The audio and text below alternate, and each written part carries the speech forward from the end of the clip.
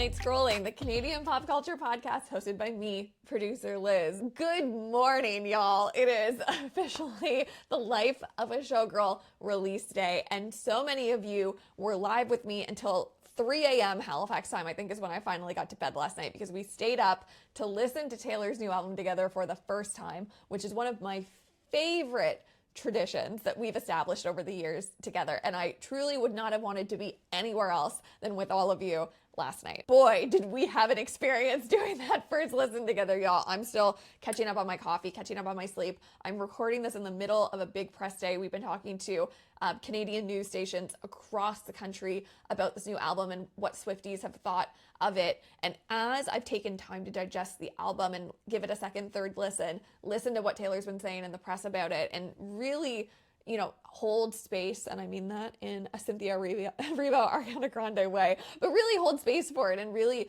actually connect it to my own life and experiences and think about what Taylor's intention was here. I get it. And that's big for me. If you were on the live, you heard me last night. I was totally shocked about what we were hearing, how it was produced, the lyricism. Like, it was not clocking to me at 2 a.m., y'all. But I'm so glad that last night we recorded a reaction that was so gritty and raw about how we were all feeling about the album. So what we're going to do in this podcast episode is we're going to listen to 2 a.m. Liz unpack the, first visceral reaction to the Life of a Showgirl. And as we listen to that reaction, I'm going to cut in with some of my thoughts from, the time I've had to digest it, because I think I'm really in a different place with this album than I was at 2 a.m. So if you were with me last night, I think you're really going to enjoy this new interpretation of the album, because it's certainly not the place I was in when we first listened. I'm really excited to hear in the comments what y'all thought of the album and what you're feeling about it now that you've had time and space with it as well. Before we get into my 2 a.m. thoughts, I want to share more about what my expectations were for the album, so you know where my head was at. When the marketing of this album first started rolling out, and we were seeing these huge extravagant images of Taylor in feather boas and dripping in jewels and these extravagant costumes with headpieces and heels and sparkles and glitter, that's what I expected the album to be. I thought it was going to be like if Bejeweled and Karma from the Midnight's album came together and exploded over the course of 12 songs. I wanted big, colorful showgirl theatrics throughout all 12 songs. Paired with Taylor saying this is the best pop music of her career, my expectations in bar were truly the highest that I think they've ever been for a Taylor Swift album. Paired with the lyricism that she's promised from Folklore and Evermore, which, Folklore stays right behind me on this set because it truly is one of my favorite pieces of lyricism that has emerged in recent pop. My bar for the lyricism and the storytelling was through the roof. And my first reaction to hearing this album was so far from that expectation, because Taylor gave us something that we have never heard from her before. And we're going to talk more about that as we hear what my reaction to the album was. But I do want to say that if you were like me and you were stepping into this album expecting to hear things that we have heard before, but just better, I think you might relate to some of the feelings that I also had at 2 a.m., which was, this is not the Taylor that I expected. But as a Swiftie, isn't that part of the joy of a Taylor Swift album drop, is hearing something that is so drastically different and finding a way to it? Like, one thing about Taylor is she's going to keep us on our toes. She's going to give us something that is totally unexpected. She's never going to give us the same album twice. And The Life of a Showgirl is a testament to that. So with that, let's cut over to 2 a.m. Liz, and we will start unpacking all of my thoughts and feelings about this album. The first listen is never the most accurate listen, and I'm sure upon revisiting the album, not at 2 a.m. the night it's dropping, and in the coming days and weeks, I'll have a different reflection on this, as I hope many of us do. But tonight, The Life of a Showgirl, if we were to base it entirely on what we just heard, is the life of someone who is so excited to be a wife and to put up a basketball hoop in her driveway and have a block full of kids that look like the person you're in love with. Like, those were the actual lyrics that we just heard from the Life of a Showgirl album, an album that was marketed to be about what was happening behind the curtain of the Eras tour. Girl is fighting for her life at 2 a.m. Having time to actually think about why she would write that, okay? Because I left the first listen, we ended the live, and that was the question that kept me up all night, is why is that the story she wants to tell us? And I do feel like I understand it now in a way I did not at 2 a.m.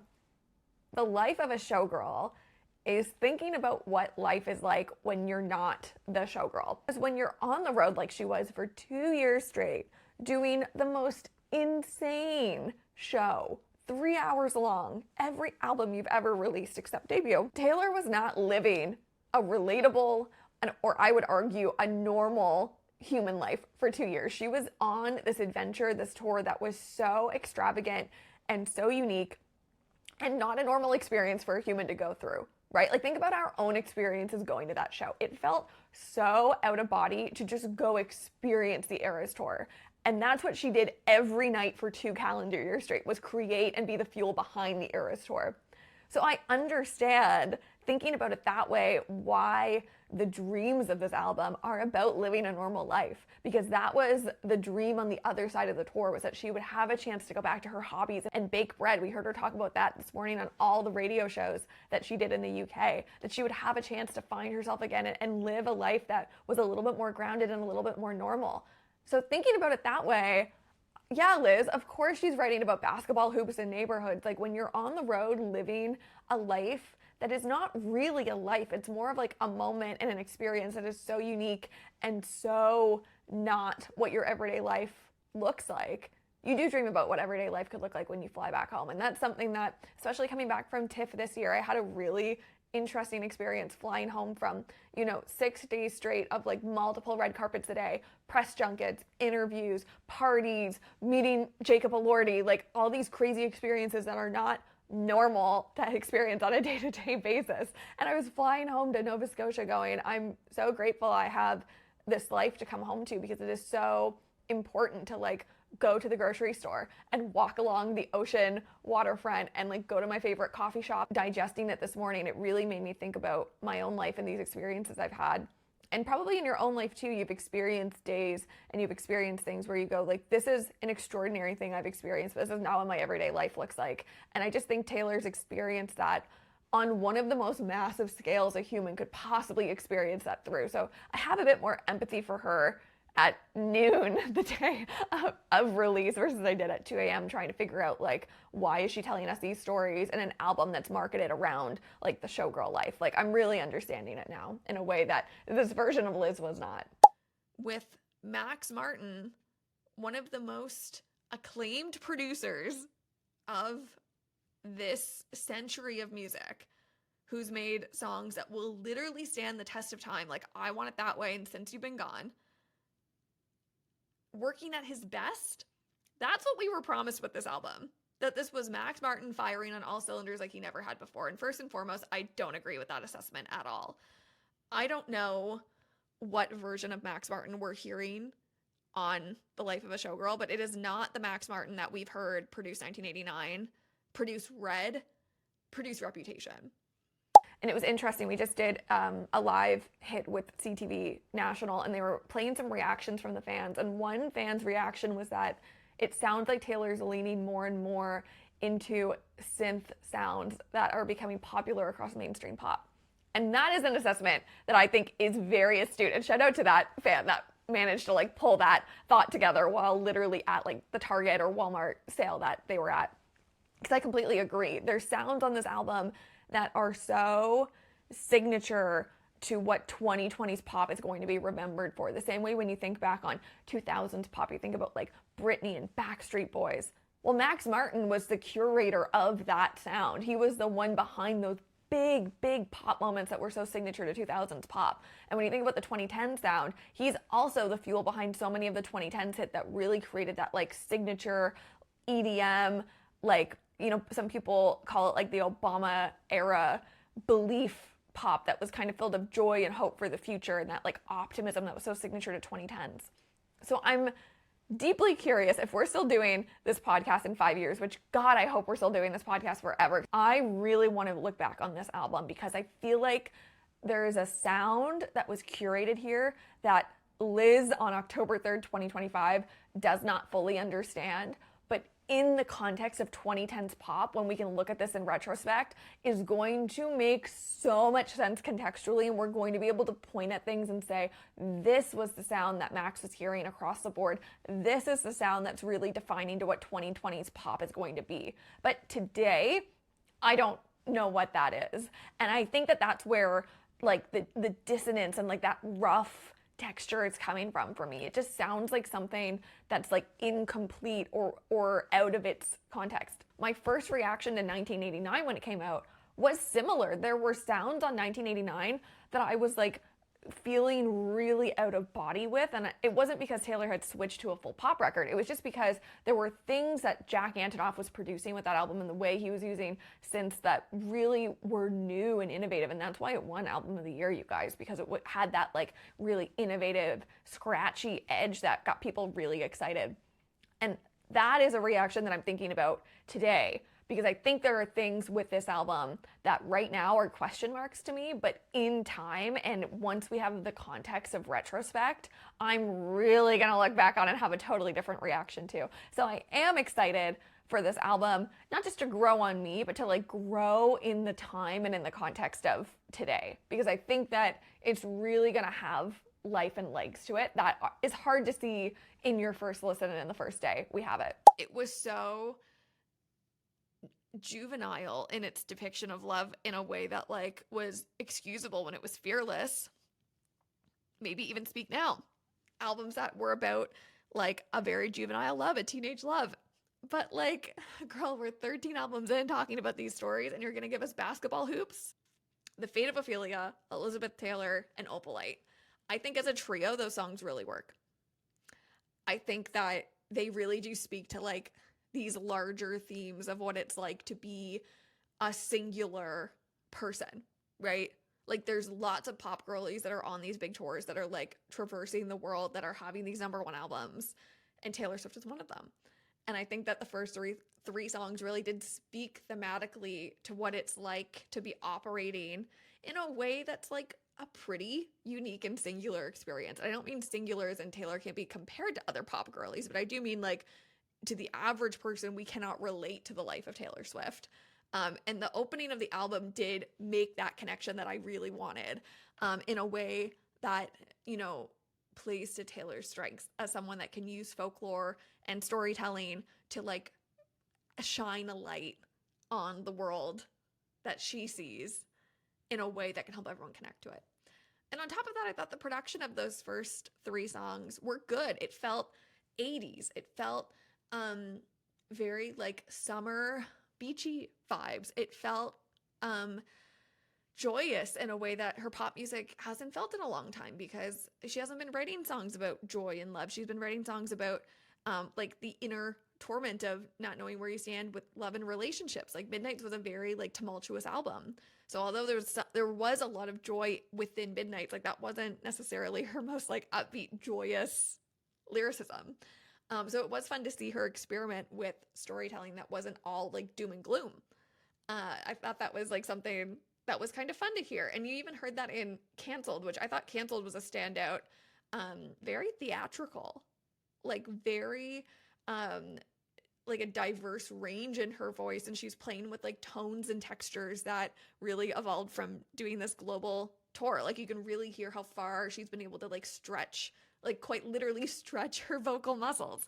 And like that's fun. And I don't mind big theatrical songs that really like, as we were listening to Cancelled, my brain was genuinely thinking about like Ursula and the Little Mermaid and some of those like big like, you know, theatrical moments that Ursula has. Because it felt quite like in character. It felt very like, you know, this vigilante shit style Taylor, which is fun. And even in a song like Cancelled, it's a moment where she's talking about this experience of being canceled, quite literally, like on the internet, and having friends that have been canceled, and how that's such an experience that like only a Taylor Swift could like really understand and relate to. So like that's the kind of whimsy that I wanted from this album. And in fact, I'd say Cancelled is like maybe the closest I felt to what I thought this album was going to be. One thing that I think is going to be misrepresented in the critiques of this album is how funny it is. And I think that that is a positive. Okay. A lot of the lyrics in this album, I think, are genuinely brilliant for how funny she is. And that's something that like people will look at some of these lyrics, and over the course of Taylor's career, this has happened time and time again, and be like, oh, it's immature writing, or it's the glitter gel pen writing. And to that I say, sometimes Taylor Swift just likes to tell a joke. She's a little bit of a comedian. And there were multiple songs on this album, including Father Figure, including Wish List, including Wood, where like I heard her making jokes in a way that felt very like, this is like for me and the people that have listened to me forever. And I really enjoy that actually, because I think that it's worth, like, in a moment where you're trying to capture the joy of the life you find yourself in, when you're falling in a true love, when you're getting engaged, when you're having a career high, like it's good to also write from that lens. And that's not something we've heard from Taylor in a very long time. But I do think that she's funny.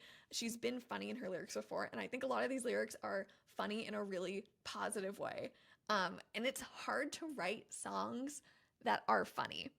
I think people also don't realize that. It is a strength to be able to like crack a joke and like be punny in your lyricism without it ruining a song. And multiple times on this album, she hits that beat in a way that I really appreciated and enjoyed. I'm really interested in the word juvenile because 2 a.m. Liz really cooked with that one. But Noon Liz has a little bit of a different scope around what I think is happening here.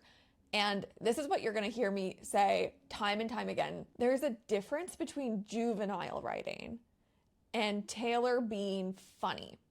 And I think I'm going to talk about this later on too. But this album is extremely tongue-in-cheek. And it is meant to be comedic. And I think in that first listen, I wasn't really clocking the tone that she was giving us, because it's such a departure from being a tortured poet and being in your bag when it comes to like folklore and symbology and all of these cultural references that we got in these like beautiful poems that truly could be published as a poetry book. This is not that. And that was shocking to me. Like truly, a lot of the writing on this album, while we do have songs like The Fate of Ophelia and Opalite that are like beautiful and really are a testament to how Taylor can write and tell stories in a way that's so poetic and dreamy and you know, really evokes at these things that you get from works of fiction. She does that. But then she's also cracking jokes with us, which is something that I never in a million years would have predicted. But that is what's happening here. And when we think about like the Travis Kelce influence on this album, which if you go online, there's a disgusting amount of discourse around like the influence of Joe Alwyn as her muse with Folklore and Evermore, and then the influence of Travis Kelce as a muse for this album. And I would never in a million years put the success of any woman squarely on the shoulders of whatever man was in her life, because I don't think that's a fair assessment at all. Is it true to say that Joe has writing credits on some of her albums? Like, yes, that is true. I don't think Travis Kelce that I know of in this moment has writing credits on this album, but like there's a difference between like the true associations and influences and like putting the entirety of something on another person, which I don't think is a fair assessment to make. What I will say is that the thing that we are hearing Taylor say in the press about this album is how happy and joyful her life with Travis is. And I think that that influence is why she's able to write songs in a way that are so comedic and light and are characters of herself. Like Father Figure, she's like cosplaying a mafiosa boss. Like we know that's not who Taylor Swift is. She's not like a mafia boss, but she can roll herself into that character and play these like big theatrical moments, like also in Canceled. It's so theatrical. I think last night I was saying it sounded like Ursula to me in The Little Mermaid, and how like big and boisterous like her performance of that song is. And like the way that is unlocked in her is because she's writing and creating from a place that is so filled with joy and comedy and levity that she can kind of take a step back from herself and take it a little less seriously and tell these stories and discuss these themes in a way that aren't just her being tortured. That's another thing we've heard her say in the press today about the album is she always questioned, what would happen if she wasn't writing from a tortured place? And now we know we got a comedy album. We did. This is like a very funny album. It's very tongue-in-cheek. It's very playful. And that is something that I think is really exciting. At 2 a.m., this did not make any sense to me. I was like, it sounds juvenile. It's like, I don't know why we're exploring things in this way. And there are lyrics on this album, and there are songs on this album that I do think, like, I'm not as big of a fan of because they're leaning more into, like, these comedic tropes or these, like, high school metaphors, like literal high school metaphors. And personally, I'm past that point of wanting to hear those kinds of songs and themes from Taylor. But this is the same Taylor that wrote So High School about her relationship with Travis Kelce and about how the two of them together makes her feel a level of joy and whimsy like she was back in high school.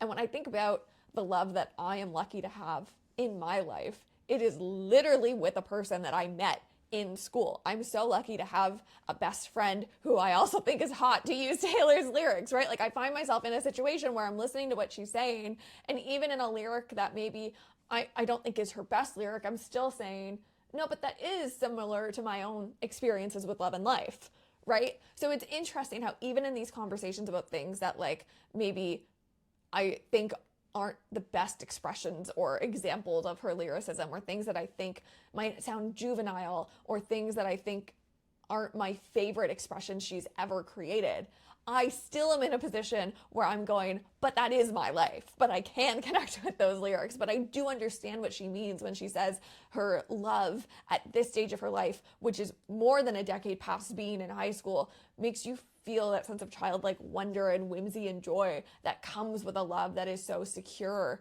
and playful and funny. So I'm really like happy to find this place with the music and really reflect upon how, when you're writing from a place of joy, you can unlock these sides of yourself that aren't the tortured poet and so serious and so like drawn out the way that Tortured Poets was. And I don't say that as a diss. I do not say that as a diss. I love the length of that album because you can really sink your teeth into it. And I remember at the time she was talking about Tortured Poets and saying that that was an album that she couldn't stop writing. She could not stop writing. Like it was like the taps were never turning off for her when she was creating that album. And I do like the idea that that is one version of her that can exist, like the poet that never ends in her writing. And at the same time, this new side of her that we're seeing in The Life of a Showgirl is a version of herself where she can turn it on like a showgirl turns it on, and she can turn it off like a showgirl can turn it off when they're done their show for the night. What I was excited for with this album was to hear the things that weren't relatable. Like I wanted the curtain pulled back on Taylor Swift in a way that helped me to understand, what is this life that is so singular that only Taylor Swift gets to live? That's what I wanted to hear. Those were the stories that I wanted Taylor to tell. If we had had a song, and I'm truly pulling this out of thin air because this is not something that she said we were going to get, but I'm just making this example up. If we had heard a song that literally the lyrics were like, one night in Copenhagen, I finished a show, and then we bought out a Michelin star restaurant and had it all to ourselves, I'd be seated. I'd be like, okay, queen, tell me more about that life of a showgirl. Like those are the things I thought we were going to hear. Like we know Taylor and Travis went on this global falling in love spree, right? Where they like bought out a zoo. Sorry, they didn't buy out the zoo, but they rented or they shut down a zoo in Australia so they could go through it. That was something that happened when she was on the Australian leg of the tour.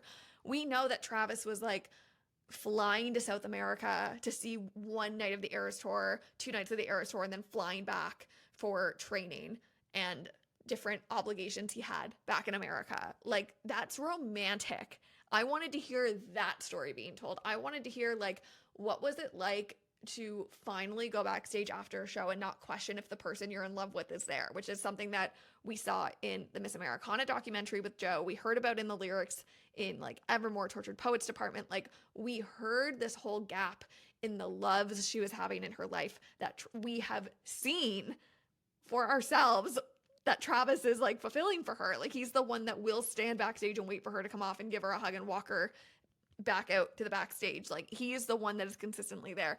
It's really funny that I specifically called out that I wanted to hear that story about Travis flying to South America, because she did write and release that exact story. It just wasn't in the album. It was one of the album variant poems. So in all of these different versions of the vinyl that was released, there's like 5 different poems or 6 different poems. I actually don't know the final number of poems that have appeared in the world, but there's at least 4, and I think that there's 5 poems that have emerged. And one of the poems is about Travis flying to South America, seeing one night of the show, and then flying back, and how much that meant to her. Clearly, our expectations of the stories we wanted Taylor to write about were not off or wrong. I think that, you know, there's a difference between packaging a commercial album and wanting a level of relatability to exist in that package, and then like this unrelatable life that she's living, which is something that we've talked about already, so I won't go back down that rabbit hole. And I think that she did strike the balance in a way that's like important for her to maintain. Like, thinking about this comment about like, why wasn't she telling us about all these like, you know, whimsical, magical, like totally insane showgirl moments that only she could experience. Like, you know, I think that's part of the gag of this album, is Taylor was living a life that from our perspective was the big show, and it was the feathers and the sparkles and all of these things. But in reality, she's doing the show for 3 hours a night, going into the bath and sitting there, which is something she has like said, I think on the New Heights podcast, she was talking about, like, she does the show, she goes back to her hotel, she like gets in the bath, she like sleeps for 10 hours and she does it all again. Like, the showgirl life and like the scale of the extravagance that we all saw versus the life that is so much more gritty and unglamorous. I think that is the balance that this album is trying to speak to. And at the same time, the major life thing that did happen for Taylor while she was doing this big, extravagant, once-in-a-lifetime tour was the Tortured Poets Department. And in that album, you can hear her tell these stories of like this love affair and this moment that she was in.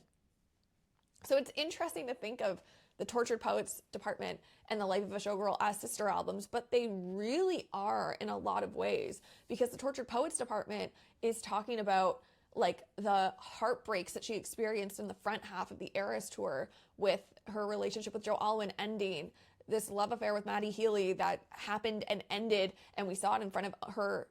And we saw it in front of our own eyes with her on stage, you know, speaking to Maddie in the crowd, and her going on the 1975 stage, and all of that. Like, we saw that all play out in real time while she was on the road with the biggest tour of her career.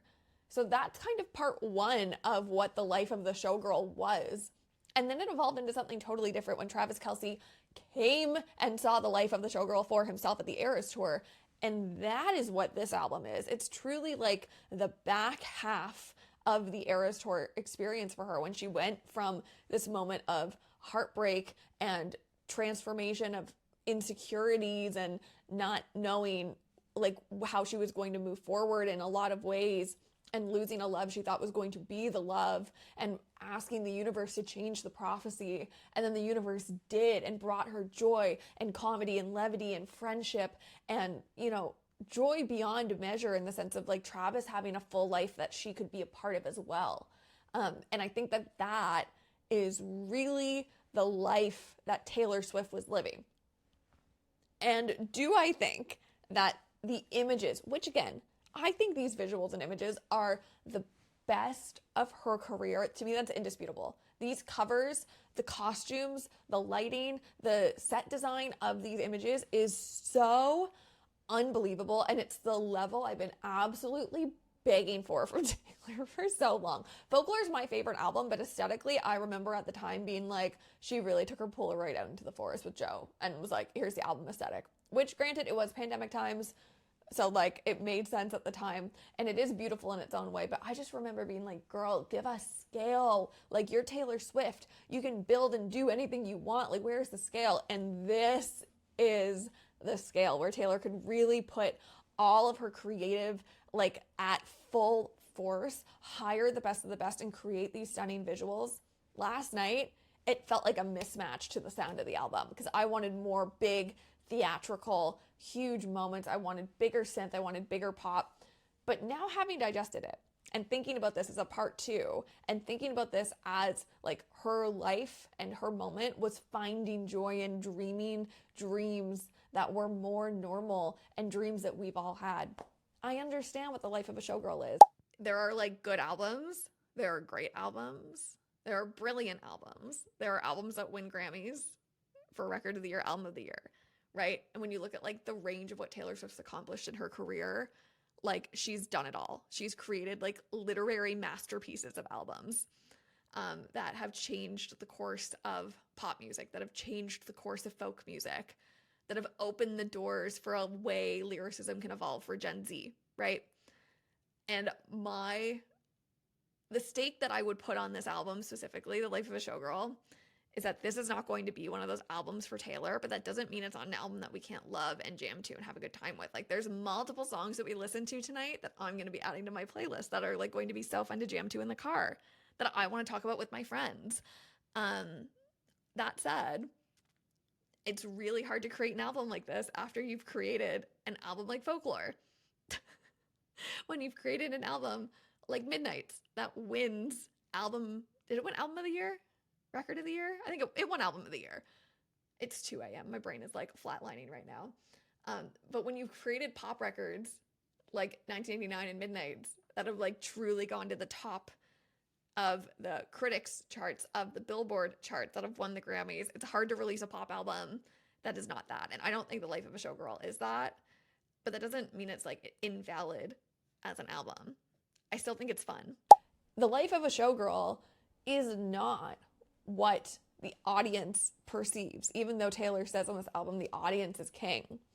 The audience sees the show, but do they see like the woman putting on the show?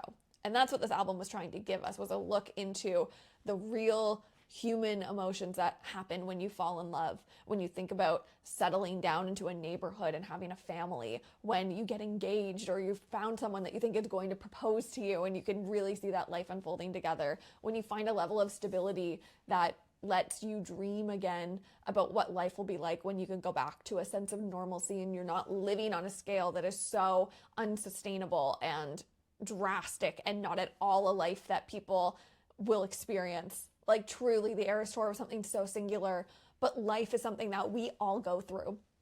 So with that, I'm really excited about this album and I'm excited to continue revisiting it. And I think that 2 a.m. Liz was so in a state of shock that we did not get like the gravitas of a showgirl, but instead we got like the truth in all of its forms. And we got something that's funny and true and joy-filled. And that's not a bad thing. It's just a different thing. And certainly a totally unexpected thing.